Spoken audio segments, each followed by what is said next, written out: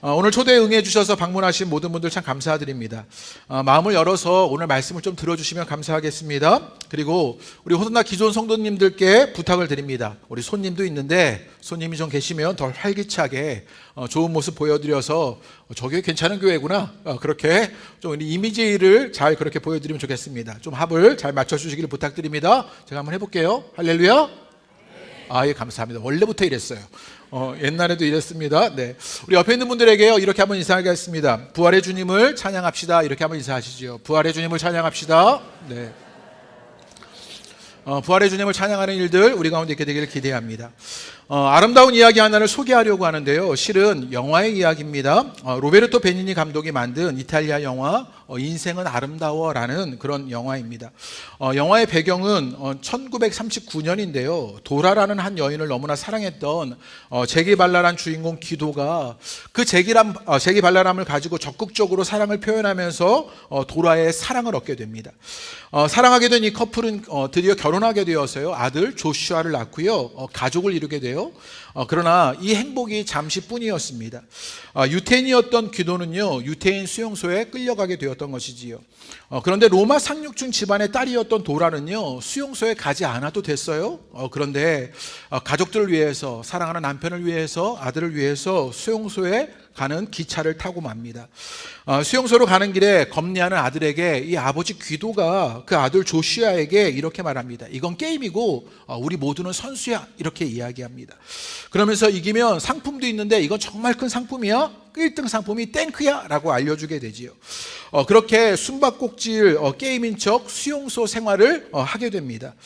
그런데 수용소에서 살아가는 그 삶이요, 넉넉하진 않아요. 쉽지 않습니다. 희망이 전혀 보이지 않습니다. 그런데 아빠 기도는요, 거기서 아들을 위해서 게임을 계속해서 지켜갑니다.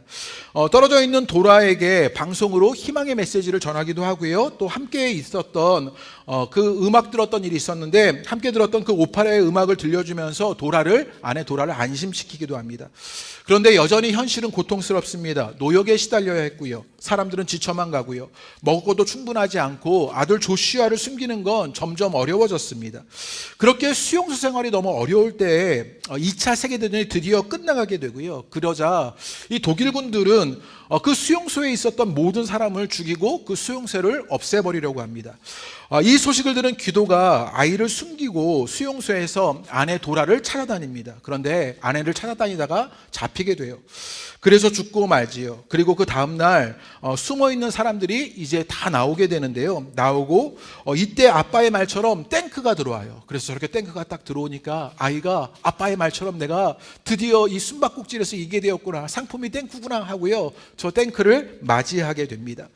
아빠가 줄곧 말했던 1등상 탱크를 타고는요, 이제는 돌아가서 엄마 도라를 만나게 돼요. 그렇게 아이는 수용소에 있었지만 소망을 잃지 않습니다. 그 소망은 현실이 되어서 아이가 엄마와 죽음의 수용소를 나와 살게 되는 이야기로 이야기를 마칩니다. 이 영화가 제게 인상적인 장면이 두 가지가 있었는데요, 한 가지는 엄마 도라가 수용소에 들어가는 장면이었습니다. 로마 상류층의 딸이니까 수용소에 들어가지 않아도 괜찮았습니다. 그런데 사랑하는 남편이 있습니다. 사랑하는 아들이 있습니다. 그곳에 사랑하는 이들이 함께 하기 위해서 수용소로 들어가는 이 아내를 보게 되는 것이지요. 엄마 도라는 그렇게 수용소에 들어가 그들과 함께 합니다. 그리고 아빠 기도가 잡혀서 총살되려고 끌려가는 장면이 있어요. 마지막에 아들을 숨겨놓고는요, 그렇게 총살로 끌려가는 장면이 있어요. 그런데 아들이 그 모습을 보고 있어요. 아들이 그것을 보고 있자 아들을 향해서 재치 있게 걸어 들어가는 장면이에요. 그렇게 씩씩하게 걸어 들어가는 거죠. 저렇게 걸어 들어가는 그곳은 죽음의 길이었습니다. 죽게 되어 가지만 아들을 향해서 웃음을 잃지 않는 아버지입니다. 그렇게 기도는 죽음을 향해서 가게 되지요. 이런 사랑이 있으니 죽음의 수용소에도 소망은 있었습니다. 이런 사랑이 있으니 죽음의 수용소에서 아름답다라고 말할 수 있는 들이 남아있게 되는 것이에요. 그리고 영화는요, 마지막 장면에 이렇게 말해요. 이것이 아버지가 내게 남긴 선물이야. 그 소망과 아름다움을 그렇게 아이에게 남겨주고는 아버지는 그렇게 죽고 말지요. 제가 또 다른 아름다운 이야기 이야기 하나를 여러분께 좀 소개하려고 합니다. 이건 성경의 이야기인데요. 예수님의 제자인 베드로가 오늘 성경에서 소개하는 이야기가 또 아름다운 이야기 중에 하나입니다. 이 아름다운 이야기는 어떻게 시작하느냐? 고난에서 시작합니다. 먼저 이 이야기를 듣는 사람들은요, 어떤 상황 속에 있었냐? 고난 가운데 있었습니다. 오늘 우리가 읽었던 베드로전서의 이야기예요. 베드로전서 시작과 끝을 보면요, 베드로 편지를 받는 사람들의 상황이 어떠한지를 알게 되는데 1장 6절의 말씀을 제가 읽어드리지요. 그러므로 너희가 이제 여러 가지 시험으로 말미암아 잠깐 근심하게 되지 않을 수 없으나 오히려 크게 기뻐하는도다, 이렇게 말해요. 지금 이 편지를 받는 사람들이 어떤 상황에 놓여져 있었냐면요, 여러 가지 시험으로 말미암아 잠깐 근심하게 되지 않을 수 없다라고 말해요.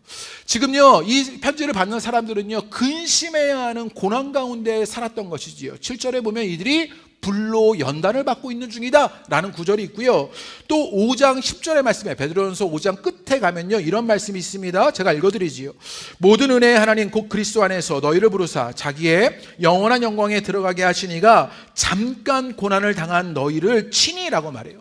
뭐라고 말하면 잠깐 고난을 당한 너희라고 말해요. 이 베드로의 편지를 받는 사람들은 누구였냐? 지금 고난 가운데 있는 사람들이었다. 오늘 성경이 우리 가운데 그렇게 알려주고 있는 것이요. 지금 이들이 처한 상황은요, 근심해야 했던 것이고요, 불로 연단 중에 있었고 고난을 당한 상황이었습니다. 베드로전서 시작과 끝은요, 고난으로 감싸 있는 것을 보게 되는 것이요. 실은요, 그 고난에 역사적인 배경이 있어요. 어떤 역사적인 배경이 있었냐면요, 이 베드로전서가 쓰여진 역사적 상황이 어디였냐면 로마에 의해서 기독교가 크게 박해를 받았을 때입니다. 당시에 로마의 황제가 누구였냐면 네로 황제였어요. 우리가 잘 알듯이 이 네로 황제 때 로마에 대화재가 일어나게 되지요. 그 비난을 피하기 위해서 그리스도인들에게 그 죄를 덮어 씌웁니다. 이제 로마가 정치적으로 그리스도인들을 이용해서 여론전을 펼친 거죠. 그래서 그 정치에 어떤 우세를 가지려고 했던 일들이 있었어요. 그리고 그 다음 황제 도미투아누스 황제가 있었는데 그때 그 황제는요, 황배 숭배 사상을 갖게 됩니다. 그러면서 기독교인들을 박해하게 되죠. 그러자 그리스도인들은요, 아주 극심한 고난을 당했던 것이에요. 얼마나 고난이 극심했냐면요, 원형 경기장에서 사자밥이 되었고요, 교수형으로 죽어갔고요, 감옥에 갇혔습니다. 그리고 그렇게 유배당하는 일을 겪어요. 일상적인 생활이 불가능했습니다. 이게 어땠냐면요, 경제활동도 불가능했던 거예요. 밥을 굶어야 했고요. 실은요, 내가 굶는 건 어느 정도 참을 수 있어요. 내가 굶는 건 괜찮은데 사랑하는 자녀들을 굶게 하는 건 정말 어려운 일입니다. 그런데 그런 일이 생겨요. 예수님을 믿는 사람들에게서 그런 고난이 일어났던 것이지요. 그런데 실은 예수님만 믿는 사람들에게 고난이 있는 것만은 아닙니다. 우리 모두에게 그렇게 고난이 있지요. 어렵게는요, 인간의 실존 가운데 고난이 있고요, 살아가는 생존 가운데 고난이 있는 일들을 보게 되는 것이요. 아마 오늘 여기 나오신 모든 분들 가운데, 많은 분들 가운데 그런 고난의 삶을 살고 계실런지 모릅니다. 어떤 분은 병으로, 어떤 분은 재정적인 문제로, 어떤 분은 관계로, 어떤 분은 자녀의 일로, 어떤 분은요, 삶에서의 어려운 일들 때문에 그렇게 고난을 겪고 있을런지 모릅니다. 송기령 작가가 있어요. 이분이 시대 예보, 핵 개인의 시대라는 책을 썼는데 이 책에 아주 재밌는 구절이 있었어요. 이 사람이 지금, 이 작가가 시대를 어떤 것인지를 예측한 것이었는데 이분이 어떤 이야기를 하냐면 어디 사세요? 이렇게 질문한다는 거예요. 어디 사세요? 제가 여러분에게 질문하면 저는 화정이요, 저는 능곡이요, 저는요 어디 일산이요, 이렇게 말하실 거죠. 어떤 분은요 청담동이요, 어떤 분은요 판교요, 이렇게 말한다고요. 그런데요, 그 대답마다 느낌이 다른 거죠. 어떤 분이요 화정이요, 그런데 어떤 분이요 능곡이요, 이런 뭔가 느낌이 다른 거예요. 어떤 분이요 그런데 청담동이요, 저는 강남이요, 이러면요 뭔가 느낌이 다른 거지요. 이 질문에 대한 답은 그의 삶에 관한 모든 정보가 함축되어 있다, 이렇게 얘기합니다. 우리가 살아가는 시대가 정말 그렇지요. 어디 사세요 해서 한마디 답을 해주면 그 사람에 대한 모든 정보가 함축되어 거기에 담아져 있는 것을 보게 되는 것이에요. 그래서 분당 사람들은요 성남이라고 말하지 않는데요, 판교 사람들은요 분당이라고 말하지 않고 일산 사람들은 고향이라고 말하지 않는답니다. 그렇지 않습니까? 나라라는 그 문화적 윤곽이 점점 희미해져 가는 일이 있습니다. 우리가 글로벌 시대를 살아가고 있잖아요. 그래서 나라라는 그런 문화적 윤곽이 점점 희미해지지만, 그런데 더 디테일한 구별짓기가 생겨나기 시작한 것, 우리 시대의 일이라는 거예요. 정말 그렇지 않아요? 그래서 뉴요커가 되어야 하는 거죠. 런던어가 되어야 하는 거죠. 서울러가 돼야 하는 거죠. 이게 우리가 말하는 것 아닙니까? 우리 모두는 강남 살기를 꿈꾸고 있는 것이요. 도시 안에서도 집값이 높고 분위기 좋은 핫플레이스에서 그렇게 그 단위를 세밀화시키는 일들이 일어나고 있는 것이요. 그래서 그런 핫플레이스에 사는 것, 강남에 사는 것, 집값 높은 데 사는 것, 그게 내 소속감이 되는 것이죠. 내 삶의 기준이 되는 것입니다.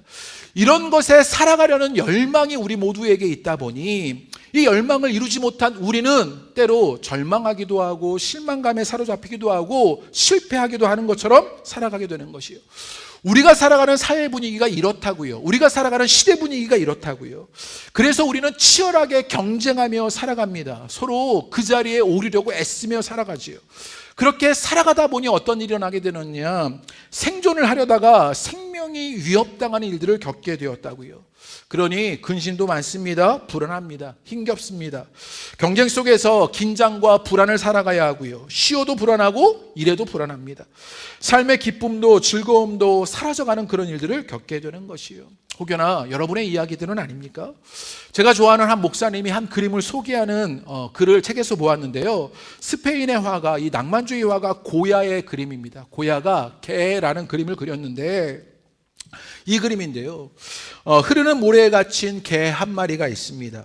벗어나라고 안간힘을 다하지만 몸부림을 칠수록 모래는요 더욱더 확고하게 그 몸을 붙잡고 있습니다.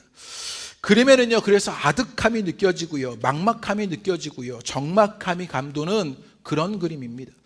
개는 슬픔인지 안타까움인지 알 수 없는 표정으로요 어두운 하늘만 그렇게 바라봅니다. 그런데 어두운 하늘을 그렇게 하염없이 바라보는데 어디에서도 도움이 오지 않아요. 산다는 게 이런 걸까요? 고야는 산다는 게 이런 걸까 싶어 이런 그림을 우리에게 보여주었을까요? 저 그림이 남 같지 않은 것은요, 그 강아지가, 저 개가 꼭 우리 모습인 것 같아, 그 처량함이 우리인 것 같아 남 같지 않게 느껴지는 것이지요. 끊임없이 흐르는 모래에 갇혀버린 것, 벗어나려고 안간힘을 다하지만 모래는 더욱더 확고하게 붙잡고 있는 것이요. 그래서 아득함과 막막함과 적막함이 감도는 일들을 만나는 것입니다. 오늘을 살아가는 우리 모두에게 있는 아득함이 아닙니까? 막막함 아닙니까? 적막함 아닙니까? 그런 적막함 속에서 혹여나 하늘을 바라보지만 도움이 오지 않아요. 그래서 우리 모두는 절망의 눈짓을 갖고 있는 것 아닙니까? 제가 읽었던 책 가운데 이런 글이 있었어요. 이 글이 제게는 와닿았는데, 이 땅에 살지만 주류가 아닌 나그네이기에 세상으로부터 외면과 차별과 핍박을 당한다. 이게 교회 다니는 사람들의 그리스도인만의 이야기겠습니까? 우리 모두가 주류가 아닌 이상 이 땅에서 우리 모두는 외면과 차별과 핍박을 당하게 되는 것이에요. 이 땅을 살아가는 우리 모두에게 있는 고난이 있다고 성경은 우리에게 알려줍니다. 그런데 베드로가요 이런 상황을 살아가는 이들에게 어떤 말을 건네느냐, 아주 희한한 말을 건네요. 지금 고난을 살아가고 있는데, 그래서 막막하고 적막하고 막연한 삶들을 살아가고 하늘을 바라보지만 도저히 도와줄 것이 내게 아무것도 찾아오지 않는 그곳에 어떤 이야기를 하느냐, 3절에 이렇게 말합니다. 우리 다 같이 한번 읽어볼까요? 읽겠습니다. 시작. 우리 주 예수 그리스도의 아버지 하나님을 찬송하리로다. 이게 무슨 말이냐고요. 지금요 그 고난 속에서 막연하고 적막감 가운데, 그 막막한 가운데 하늘을 바라보지만 도우심 없고 그 모래들은 확고하게 나를 붙잡고 있는 것만 같은데, 지금요 베드로가 우리에게 무엇을 얘기하느냐, 우리 주 예수 그리스도의 아버지 하나님을 찬송하리로다 이렇게 말합니다. 이쯤 되면 베드로가 이해가 안 되는 거지요. 그런데 베드로는요 그 다음 구절에서도 계속 반복적으로 이야기합니다. 제가 6절을 다시 읽어드리지요. 그러면 너희가 이제 여러 가지 시험으로 말미암아 잠깐 근심하게 되지 않을 수 없으나 근심할 일이 우리 가운데 분명히 있어요. 그런데 그 뒤에 뭐라고 말하냐, 오히려 크게 기뻐하는도다라고 말합니다. 베드로는요 우리가 근심할 일이 있는데 크게 기뻐한다라고 말하고 있는 것이요. 또 8절에 이렇게 말합니다. 예수를 너희가 보지 못하였으나 사랑하는도다. 이제도 보지 못하나 믿고 말할 수 없는 영광스러운 즐거움으로 기뻐하노니라고 말해요. 너희가 지금 고난 가운데 있는데 말할 수 없는 영광스러운 즐거움으로 기뻐해야 된다라고 말하는 거지요. 베드로가 왜 이러는 걸까요? 베드로는 왜 그 고난 중에 있는 사람들에게 찬양하라고, 즐겁고 기뻐하라고 말하고요. 이 정도 되면 이 베드로 드디어 미쳤구나 라고 생각하게 되는 것이지요. 노래를 흥얼거리고 근심하는데 기뻐하고 말할 수 없는 영광으로 즐거움으로 기뻐한다는 것, 이게 가능한 일이냐고요. 실은요, 이번 주 한 주간 제가 경험한 일이기도 합니다. 제가 일하는 제 영업 특성상 이 고난주일 부활절은요, 목사에게 정말 바쁜 시간이에요. 그래서 제가 하는 이 업종에서는요, 가장 바쁜 한때를 살아가고 있는 그 한 주간이었는데요. 제가 이 한 주간 특별 새벽 기도회 말씀도 준비해야 하고요. 그리고 부활절도 오늘처럼 준비해야 하고요. 또 다음 주에 문화센터에서 이제 화정이동 주민자치회에서 하는 문화센터가 저희 교회 1층과 지하를 사용하게 되면서 여러 가지 정리할 것이 있었습니다. 그래서 아침마다 우리 목사님과 2-3시간씩 교회를 정리했고요. 낮에는 우리 집사님과 함께 청소도 했습니다. 제가 집하고 교회만 있었거든요. 그런데 하루에 10,000걸음을 넘게 걸어야 했고요. 계단을 어제는요 40층을 넘게 왔다 갔다 했더라고요. 뭐 놀라지도 않으시고 뭐 네가 하든지 말든지 뭐 이런 표정이신데요. 아무튼 간에요. 제가 막 열심히 일했다 이런 걸 좀 티내려고 하는 거예요. 그런데 제 마음속에요 은근히 기쁜 거예요. 제가 이렇게 말하는 건 그게 재밌었거든요. 그게 좋았거든요. 저만 그런 것은 아닙니다. 토요일에 어제입니다. 아침부터 남자 집사님들, 여자 집사님들, 권사님들이요 교회를 쓸고 닦고 꽃을 심고 밥을 하고 데코를 하고 밤 9시 넘어서까지 교회를 정리하는 많은 분들이 계셨습니다. 그런데 희한하게 뭔지 아셔요? 얼굴이 밝아요. 웃음소리가 계속 납니다. 제 살기도 바쁜 시간에 교회 와서 시간 쓰고 힘쓰는데도 기쁩니다. 왜 그럴까요? 다 미친 것 아닙니까?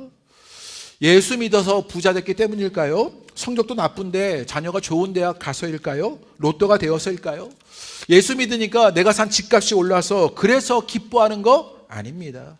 다 근심거리 있어요. 오늘 찬양하신 남자분들이요 다 삶에 여러 가지 고된 일들이 있다고요. 고난이 있고 고통이 있습니다. 알 수 없는 병에 걸리기도 하고요. 재정 문제를 겪기도 하고요. 삶은 여전히 고단해요. 그런데 웃음 지으며 자신의 시간을 쓰고 힘쓰는데 기쁨 있고 웃음 짓는 일들을 만나게 되는 것이에요. 이 이상한 현실이 어떻게 일어나게 되냐고요. 그것이 가능한 이유를 베드로가 알려주는데 우리 3절 한번 읽어보겠습니다. 3절 다 같이 읽겠습니다. 시작. 우리 주 예수 그리스도의 아버지 하나님을 찬송하리로다. 그의 많으신 긍휼대로 예수 그리스도를 죽은 자 가운데서 부활하게 하심으로 말미암아 우리를 거듭나게 하사 산 소망이 있게 하시며 라고 말합니다. 우리 호돈학교의 성도님들 잠깐 잊으셨나 봐요. 아까 제가 미리 말씀드렸는데 다시 한번 해볼게요. 안 한 것처럼 여러분은 못 들으신 것처럼 들으시면 됩니다. 우리 3절 다시 한번 읽어보겠습니다. 시작. 그의 많으신 긍휼대로 예수 그리스도를 죽은 자 가운데서 부활하게 하심으로 말미암아 우리를 거듭나게 하사 산 소망이 있게 하시며 라고 말합니다. 아유 이제 합이 맞습니다. 이게 어떻게 가능하게 되었냐? 지금 베드로가 이것을 우리 가운데 알려주는 것이죠. 고난이 있어요. 그런데 어떻게 찬송하냐고요? 어떻게 기뻐하냐고요? 어떻게 즐거움이 있냐고요? 이것을 가능하게 된 이유를 베드로가 알려주는데 예수 그리스도를 죽은 자 가운데서 부활하게 하심으로 라고 말합니다. 예수님이 죽으셨고 부활하셨기 때문이다 이렇게 말하고 있는 것이지요. 어떤 일이 있었는지 제가 좀 설명을 드리지요. 오늘이 예수님이 부활하신 일을 기념하는 그런 날입니다. 부활이 무엇이냐? 여러분 부활이 무엇이라고 생각하세요? 죽은 사람이 다시 살아나는 것 이게 부활입니까? 여러분 죽은 사람이 다시 살아나는 건요 부활이 아니에요. 왜냐하면 다시 죽잖아요. 다시 죽을 건데 그게 무슨 부활이냐고요.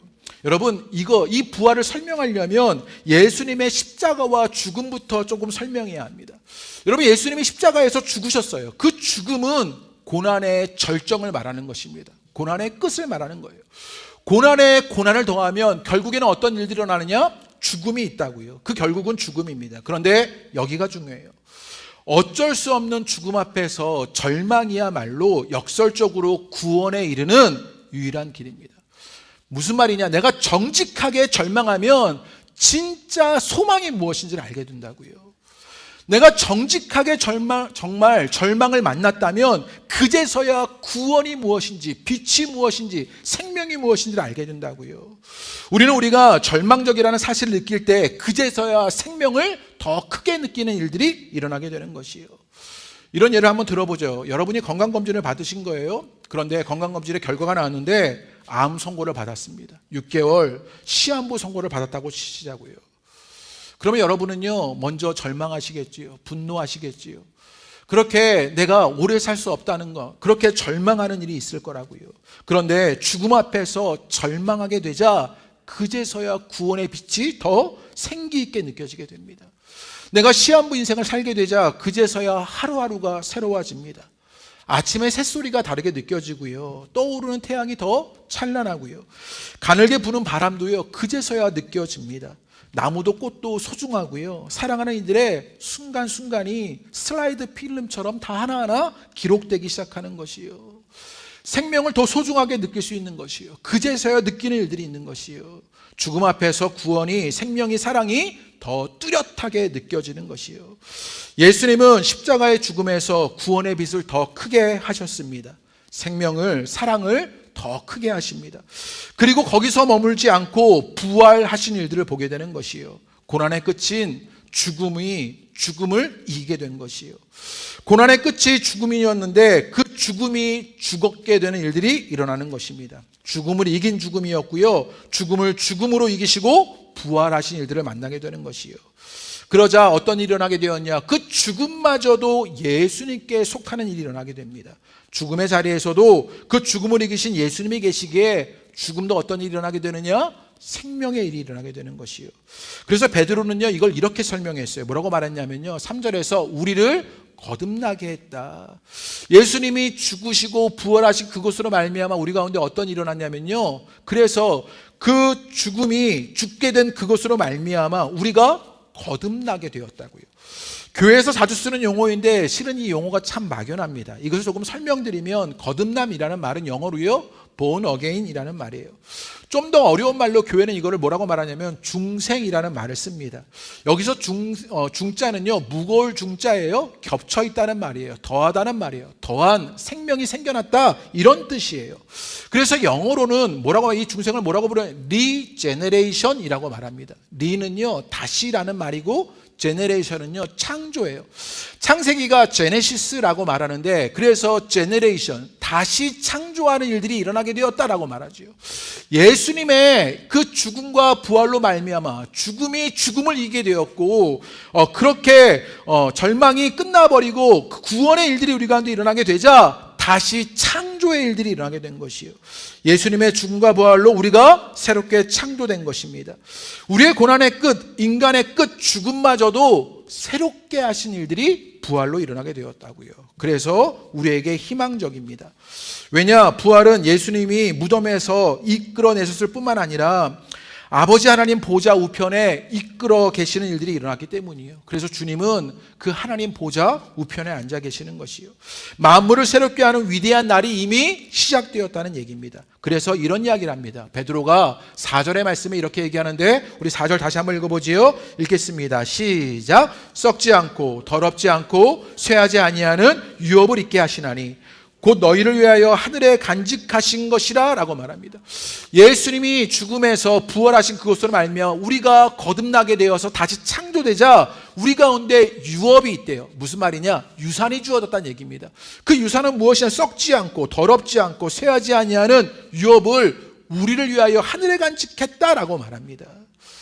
그래서 이 땅에 있는 모든 것은요, 죽음 아래서 썩습니다. 죄 아래서 더러워져요. 하나님 없는 모든 것이요, 쇠하는 일들이 일어나요. 그런데 그 주님이 우리 가운데 유업으로 주신 그것, 여러분, 썩지 않고 더럽지 않고 쇠하지 않게 되었다라고 알게 되는 것이요. 여러분, 우리가 좋아하는 것 아파트 아닙니까? 강남에 아파트 하나 있으면 좋겠다, 이런 생각 하잖아요. 우리 가운데 명품 있으면 좋겠다, 멋진 자동차 하나 있으면 좋겠다, 이런 생각하지요. 그런데 그런 거 천년 만년 갈 것 같지만 썩어질 것들이라고요. 인간이 만든 제도들이 있습니다. 요즘 같으면요, 법 같은 것이요. 우리나라가 얼마나 요즘 법을 따지냐고요. 정치하는 수많은 사람들이요, 서로 법을 이야기하면서 법 앞에 서 있는 것들을 보게 됩니다. 이 땅에 많은 사람들의 여러 가지 사상들을 만들어냈어요. 그런데 어떻게 되었어요? 죄 아래에서 그 모든 것들이 더러워졌습니다.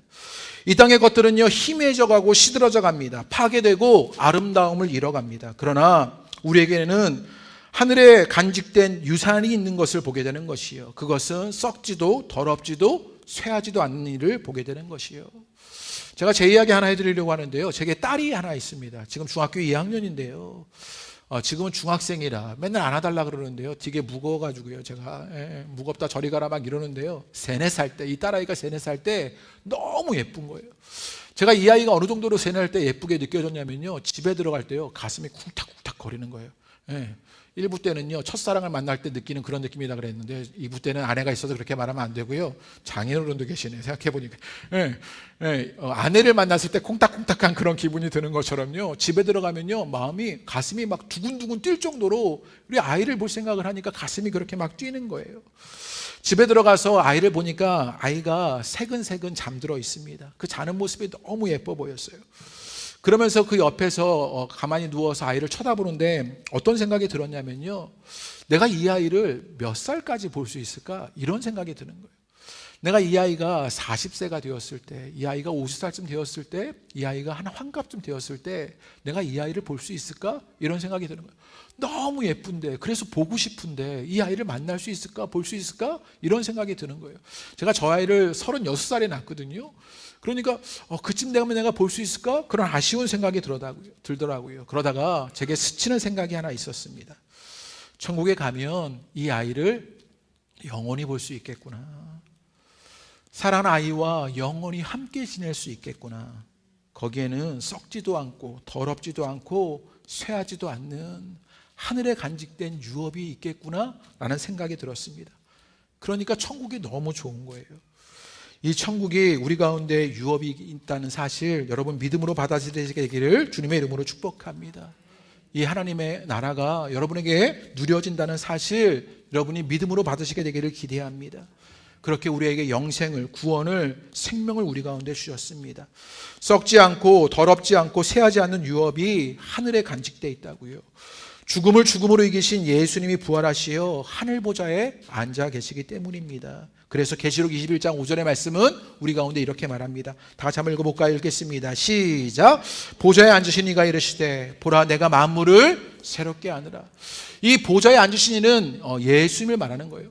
계시록에는요, 당시 로마 제국이 그 로마의 황제가 보좌에 앉아 있다고 여겼어요. 그래서 고통당하고 핍박당하는 일이 있었는데 영의 눈을 떠서 보니 그 보좌에 앉아 계신 이가 예수님이라는 사실을 알게 되지요. 그러자 만물을 새롭게 하신 이들을 만나게 되는 것이요. 오늘날 이 시대에 보좌에 앉아 있는 것은 무엇입니까? 이 땅을 다스리고 통치하는 것은 무엇입니까? 돈 아니냐고요. 그 돈 때문에 우리가 힘겨워하고 어려워하는 일들을 만나는 것 아니냐고. 그런데 성경은 우리 가운데 무엇을 알려주느냐? 그 보좌에 앉아 있는 것, 돈 아니라 예수님이라고요. 그 예수님이 죽음에서 부활하셔서 우리를 거듭나게 하시는 것으로 말미암아 우리가 새롭게 되는 일들을 만나게 되는 것이요. 그래서 베드로는요, 우리를 거듭나게 하사 산 소망이 우리 가운데 있다라고 말합니다. 소망이면 소망이지 산 소망은 무엇일까요? 영어로 하면요, 리빙 호프라고 말하는데 우리에게 산 소망이 있는 이유, 베드로는 이렇게 말했어요. 예수님의 죽음과 부활로 우리가 거듭났고 죽음을 죽음으로 이기신 새로운 창조가 우리에게 있었고 썩지 않고 더럽지 않고 쇠하지 않는 유산이 하늘에 간직되었습니다.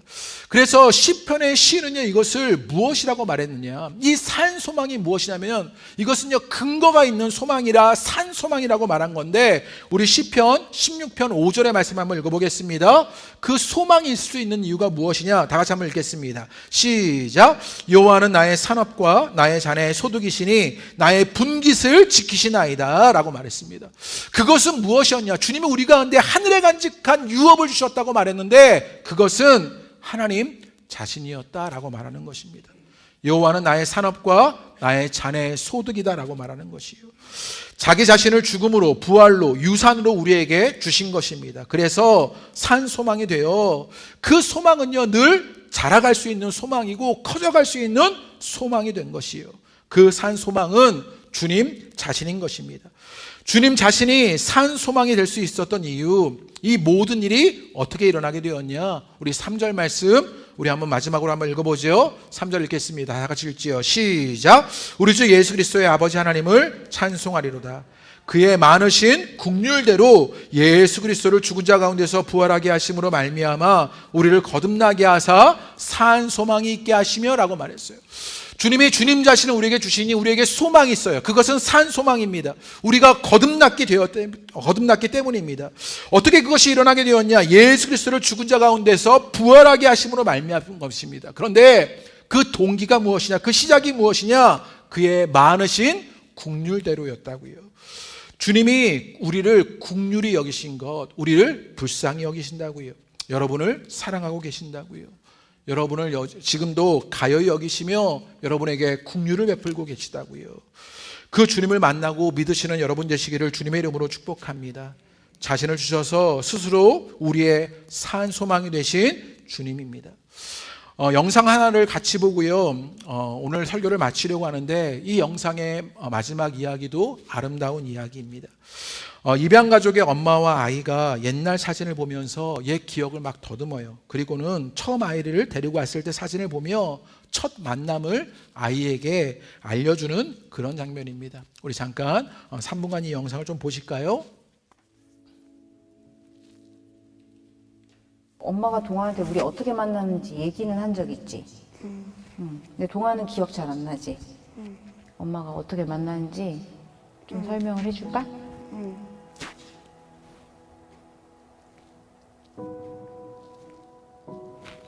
엄마가 제일 기억나는 거는 동아 위탁어머니가 동아를 이렇게 안고 들어오시던 거.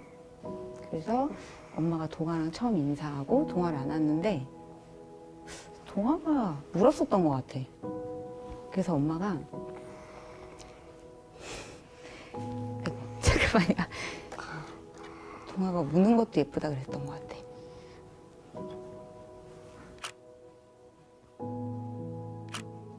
엄마가 갑자기 엄마가 돼가지고 아기를 볼 줄을 몰라서 외할머니네 집에 한 3개월 정도 살았어. 동아랑 아빠랑 같이. 근데 할머니들이 엄마한테 뭐라 그랬냐면 네가 낳아도 저렇게 예쁜 애는 못 낳는다 그랬어.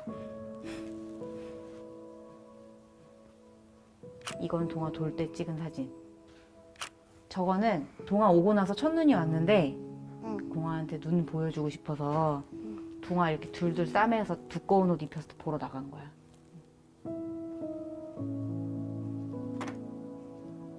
자, 끝났어. 오.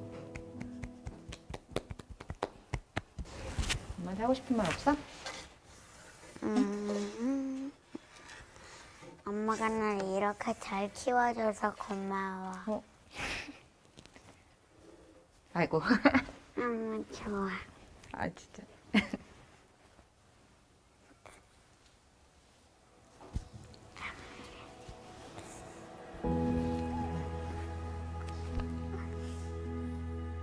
엄마는 동아 처음 봤을 때부터 지금까지 한 번도 사랑하지 않은 시간이 한 번도 없어. 응? 그래.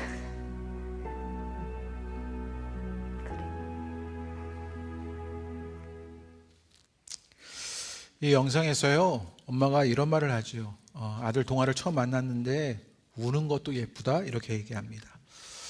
아이의 순간순간을요, 이 엄마는 기억하지요. 그리고 엄마한테 하고 싶은 말 없어? 이렇게 말하니까 아이가 이렇게 얘기합니다. 엄마가 날 이렇게 잘 키워줘서 고마워. 엄마 좋아. 이렇게 얘기합니다. 그래서 엄마가요, 마지막에 이렇게 말하지요. 엄마는 동아 처음 봤을 때부터 지금까지 한 번도 사랑하지 않은 시간이 없어. 그래 라고 말합니다. 오늘 여러분에게 이 영상을 보여드린 것은 오늘 주님과 그 추억의 사진을 하나하나 펼쳐보시게 되기를 바라는 마음이었습니다. 주님도 여러분의 순간순간을 다 기억하고 계십니다. 그리고 죽음으로 부활로 거듭나게 하시고 썩지 않고 더럽지 않고 쇠하지 않는 자기 자신을 스스로 내어주시며 여러분을 새롭게 창조하십니다. 그리고 저 엄마처럼 우리 주님도 한마디 말을 여러분에게 내뱉으실 것입니다. 딸아, 아들아, 나는 처음 봤을 때부터 지금까지 한 번도 너를 사랑하지 않은 시간이 없었단다. 그렇단다.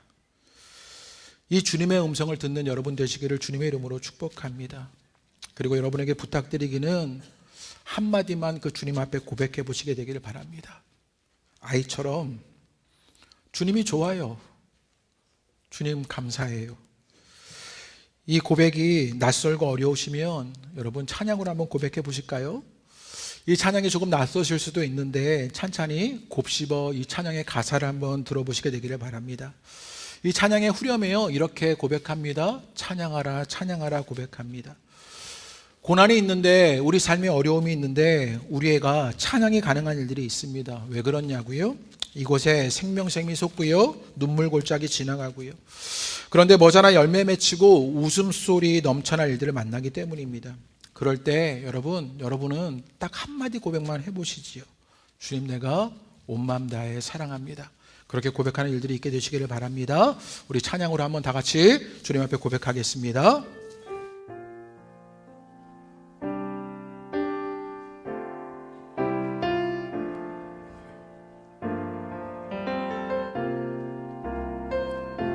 이곳에 생명샘 솟아나, 이곳에 생명샘 솟아나, 눈물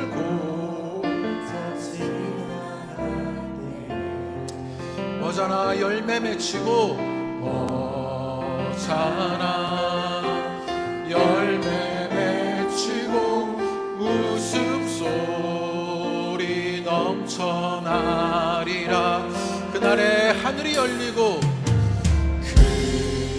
그날에 하늘이 열리고 모든 이가 보게 되리라.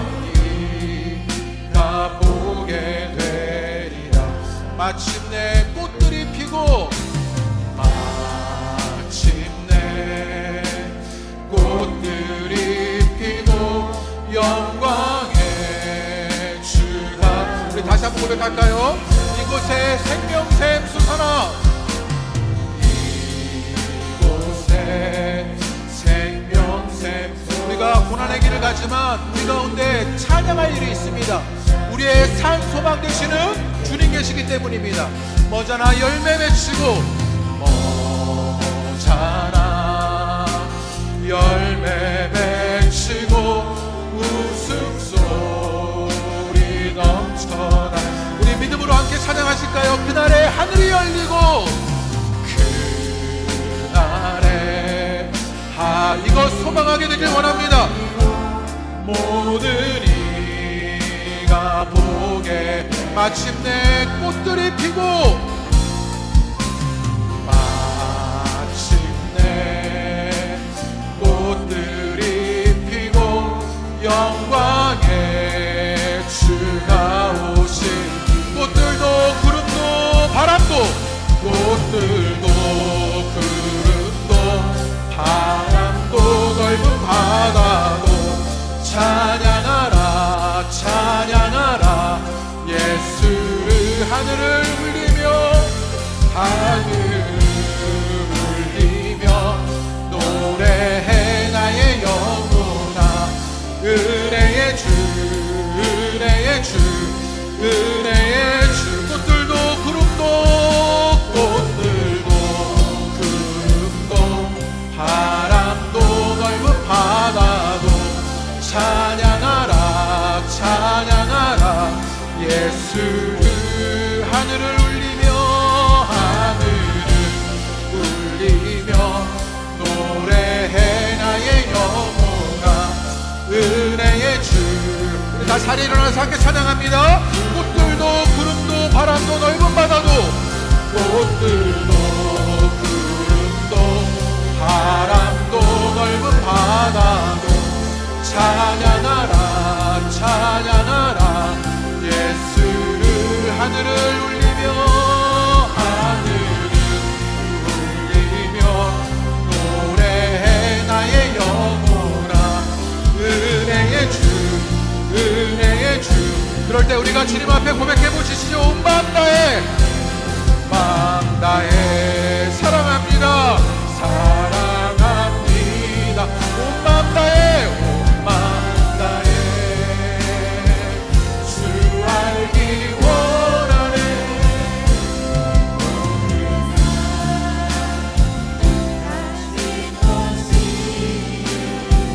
주만 섬기리.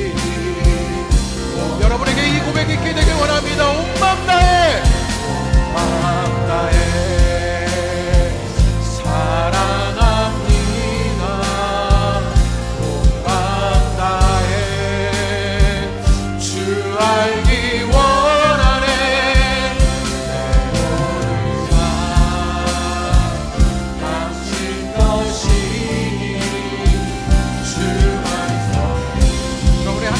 갑니다. 우리 가슴에 손을 얹고 우리 한번 찬양하죠. 온 마음 다해, 온 마음 다해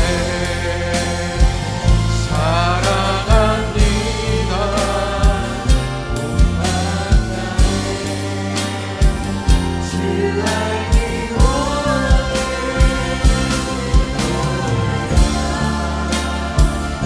하신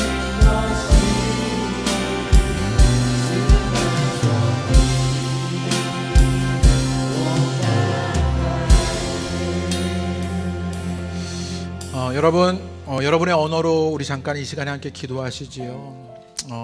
어떤 말도 좋습니다. 기도할지 모르면 가만히 주님이라고 부르시기만 해도 좋습니다. 그 고야의 그림의 개처럼 우리도 한없는 모래에 확고하게 붙잡힌 바 되어 어찌할 바를 모르는 것 아닙니까? 막막하고 적막하고 막연한 일들이 우리 삶에 있는 것 아닙니까? 그래서 하늘을 바라보는데 도움이 없습니다. 그런 고난 중에 어려움 중에 있는 것이 혹여나 여러분의 삶이 아닙니까? 그런데 그럴 때 베드로는요, 우리 가운데 찬양할 수 있다고 알려줍니다. 영광스러운 즐거움에 기뻐할 수 있다고 말합니다. 우리가 그럴 수 있는 건 예수님의 죽음과 부활로 우리가 거듭났기 때문입니다. 죽음을 죽음으로 이긴 새로운 창조가 우리 가운데 있고 썩지 않고 더럽지 않고 쇠하지 않는 그 유산이 하늘에 간직되어 있기 때문입니다. 그 유산은 무엇이냐? 바로 주님 자신이십니다. 주님 자신이 여러분에게 자신을 내어주셨습니다. 주님은 그렇게 우리 가운데 산 소망이 되었던 것이지요. 그 모든 일은 어떻게 일어나게 된 것이냐? 그 주님의 긍휼하심으로 일어난 것입니다. 오늘도 그 주님은 여러분을 사랑하십니다. 오늘도 그 주님은 여러분을 가여이 여기시고 그 주님은 여러분을 그렇게 불쌍히 여기시며 사랑하십니다. 엄마가 이런 말을 했지요. 우는 것도 예쁘다. 여러분의 하나하나 여러분의 삶의 순간순간이 주님도 예쁘다 말씀하실 것입니다. 그리고 그 엄마처럼 하나님도 여러분에게 이 한마디를 남기실런지 모르겠습니다. 딸아, 아들아, 나는 처음 봤을 때부터 지금까지 한 번도 너를 사랑하지 않은 시간이 없었단다. 그렇단다. 이 주님의 사랑을 누리시며 여러분의 언어로 한마디만 고백해 보시지요. 저도 주님이 좋습니다. 주님 감사합니다. 주님을 믿고 싶습니다. 그렇게 한번 고백해 보실까요? 우리 여러분의 언어로 우리 시간 잠잠히 주님 앞에